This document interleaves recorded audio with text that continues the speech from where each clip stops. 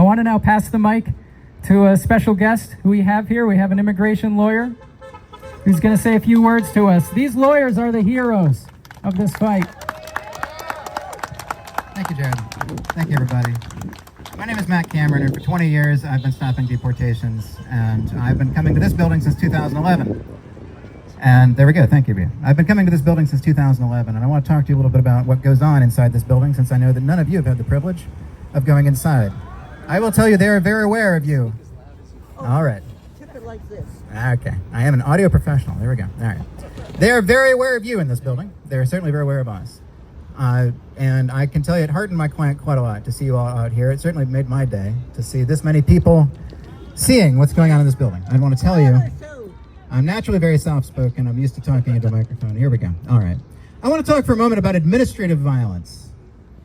Not the kind of violence that Jared was just telling us about, which is also happening here. The physical violence of detaining somebody for 7 to 8 days in a place that was only meant for a few hours. I've seen that place. Nobody should want to stay there.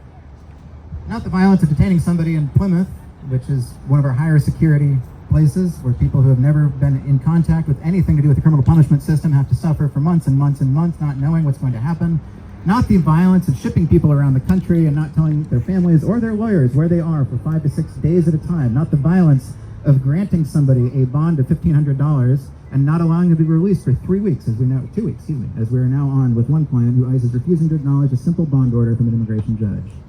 I want to talk about administrative violence, which is the kind of violence that happens when nobody's in charge, when nobody's actually doing anything to make an actual decision, when you have built a system that cannot be accountable to anyone but the president. And that's what we have right now. CBP and ICE are a system that is beyond our control. It's beyond the control of Congress. It's not beyond the control of every taxpayer standing here or everyone else who wants to come out. But officially on paper, the President of the United States is responsible for ICE and CBP, and that is all, and that's how they want it. And we are, in this moment, as we stand here in Congress talking about giving ICE more money than the goddamn Marine Corps. The Marine Corps. We're talking about giving detention facilities more than you can expect, more than you can ever imagine. A system that is already able to detain more people than Madison Square Garden in any given night around the country. A system that is already completely indifferent to the families and to the suffering because it's built that way. That's how it's supposed to be. It's nobody's one fault. That's the problem. I'm going to go there. I'm going to tell you that the Wannsee Conference in Germany was organized as a conference. It was a conference of people getting together to talk about the final solution. It was an administrative meeting. Kristallnacht was carried out through a series of memoranda. And you can read those memos, actual memos sent out to police chiefs telling everybody how and where and in what way they could destroy Jewish property as long as they were careful about it. The very worst things that we do to each other are being done in memoranda. And I read these memos as they come out each week, and they're getting worse and worse. The very worst things that we do to each other are not done with handcuffs, and they're not done in cells. They're done in office buildings. Still louder. I really feel like I'm yelling at all of you, and I can tell you the only reason that I haven't had a stroke in the last 20 years is because I have remarkably, historically low blood pressure, which is what's happening right now.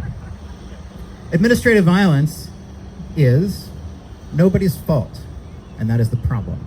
We cannot have systems in which, and we do, we certainly have plenty of other systems like this, but this is the most egregious of them, I can tell you.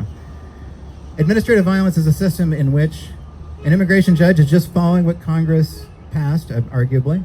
An appeals court is just upholding what the administrative law judge did. And ICE is just carrying out the order, the unjust order in many cases that was issued. And a federal court has no choice in many cases but to uphold that order. It means that every step of the process, there's somebody who is making a decision for whom it is not their fault.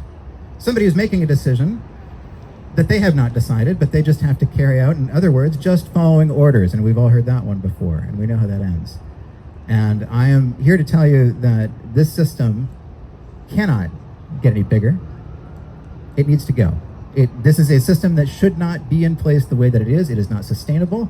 We watched everything get much worse under Barack Obama because it was more integrated with state and local forces. We saw it get worse under George W. Bush very quickly because they hired too many people too quickly, which is what they're about to do again if this bill, this monstrosity passes. We have every day acts of administrative violence being carried out, and I could give you so many examples of people just signing memos and sending emails and showing up to meetings. And that's all it takes to kill people. That's all it takes to destroy families, to end lives, to cause massive disabilities, mental health problems that will last for the rest of their lives. Remember that these are the same people who were told specifically by child psychologists that when you separate a child from a parent, a young child, even for just a few hours, that can cause a lifetime of trauma. They were begged not to actually implement a policy which would inevitably result in thousands of children, some of whom still have not been returned to their parents from 2018. That's a system for whom no one is accountable, for which nothing can be done.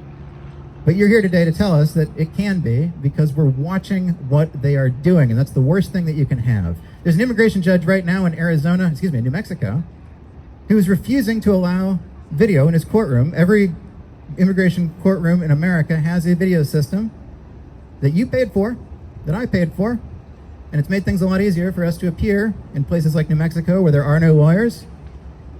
There's a video system that allows us to watch what's going on and for the judge to see us, a very Zoom-style thing where you can just come in and appear in court. And he's refusing to turn that video on, and I had a long argument with him about it on the record, and he told me, this is what he told me, and I have the audio. Well, he said if I turned on the video, then you'd see what I was doing.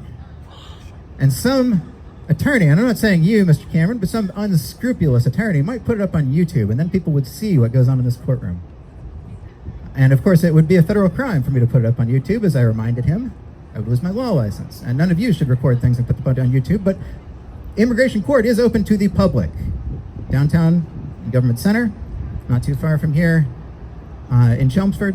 You can look these addresses up and you can go watch. But the detained hearings are happening, and there's hardly an audience to any of it. The man that I was with this morning committed a series of very serious mistakes as a teenager, as a lot of people did, as I certainly did, as many of you I'm sure did. Ran with the wrong people, did the wrong things, and ended up with a very bad record that is not him. It does not describe who he is today. Like so many of my clients who are not able to be deported from countries that will not take them back, it is not who he is today. He is a wonderful man for the last 30 years, has been completely more than rehabilitated, but raising 6 U.S. citizen kids, working a union job, doing very well for himself and his family, needing nothing from no one, owning a home, doing everything that we ask him to do in this country. But the law was changed in 1996 to keep him from any kind of relief, to keep anyone from considering all of those wonderful things I just told you about. And we have filed 40 pages with the Board of Immigration Appeals, and I was able to show at least today that something is pending so he doesn't have to be locked up. And honestly, we were fully expecting him to be taken in, and I do think, and I have to tell you this, having a crowd outside, knowing that we were going to walk outside and I would have to tell you that my client had just been taken in, I think is changing the way they're doing things.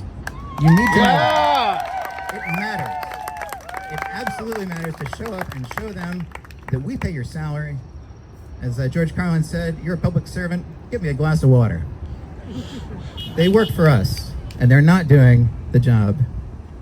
The job is, at the very least, at the very, very least, the job is supposed to be, on paper, going after people who are convicted of aggravated felonies. We're talking, again, and this is not something that necessarily defines you for the rest of your life when you've been convicted of one of these serious offenses, as my client is living proof as someone who was with the wrong people 30 years ago and is doing everything right now. It does not define you. Your record is not you. The things that are on those papers are not you. But at the very least, if we do have people that are, I don't know, serial rapists, are actually going out and hurting people, that's on paper what this organization is supposed to be doing. It's what Donald Trump said that he was going to be doing. But it turns out when you promise to deport 1 million people a year, and you hold up signs at the RNC that say mass deportation now, you can't very well come back and say that's not what you voted for. You can't say there are 1 million gang members in this country right now, certainly not 1 million a year. You can't say there are even 1 million people with serious records that are deportable a year. They know what they're doing. They know why they're growing the size of this organization.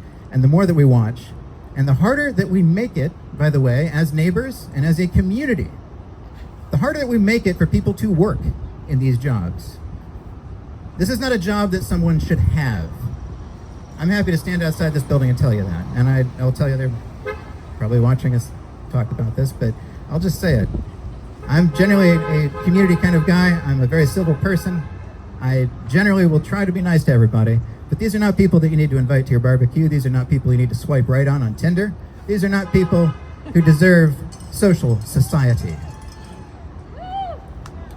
I think I probably should stop before they send me to El Salvador, but I think very briefly, I just want to remind you that just because it's an office building, just because we're in a nameless office park next to a mall, does not mean that some of the worst things you can imagine are not being done here every day. The decisions are not being made that destroy lives and families, and that this is far beyond what we are seeing now and what we are about to see. And I really want to focus on what is coming under this bill that in one way or another is going to be passed in this enormous amount of funding that's going to happen. ICE will become a regular part of our lives, of American life. And I'm not sure that even the people who thought they wanted that are going to want that when they see what that looks like, when they see what you all know in the streets, at events. So it's so heartening after all of this time. I have so much more to say, but it's so heartening to see so many people in one place with these signs and this energy. It means a lot. It means a lot to the man I came with this morning. And it means a lot to every single person coming in and out of here. And you are being watched, and you are watching them. And that's how it works. So continue on in peace and joy and solidarity. Thank you. Yeah!